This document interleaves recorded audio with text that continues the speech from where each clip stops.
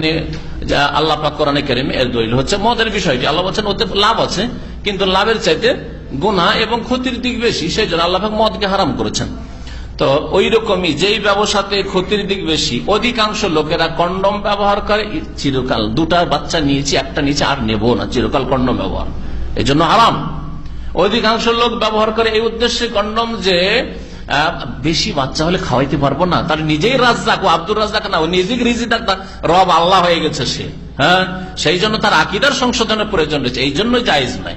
বাকি কথা হলো, কারো যদি স্ত্রী অসুস্থ হয় বা ঘন ঘন এক বছর বাচ্চা হয়ে যাচ্ছে, একটা বাচ্চা 2 বছর তো দুধ পায়, আর 9 মাস তো গর্ভধারণ, তাহলে 3 বছর মোটামুটি।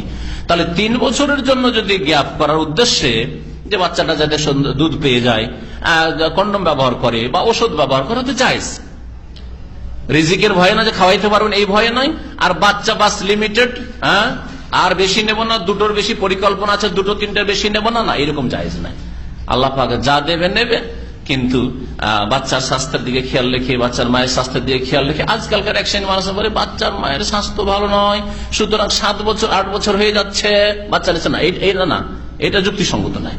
যেমনটা বললাম যে খুব বেশি হলে 2.5 বছর 3 বছর, 2.5 বছর 3 বছর পর বাচ্চা হলে কোনো অসুবিধা নেই, কারণ 2 বছর বাচ্চার দুধের অভাব, দুধ পেয়ে গেছে, আর গর্ভধারণের সময় হচ্ছে 6 মাস বা 8 মাস বা 9 মাস, তাও পেয়ে গেছে, 3 বছর গ্যাপ দেওয়া যথেষ্ট।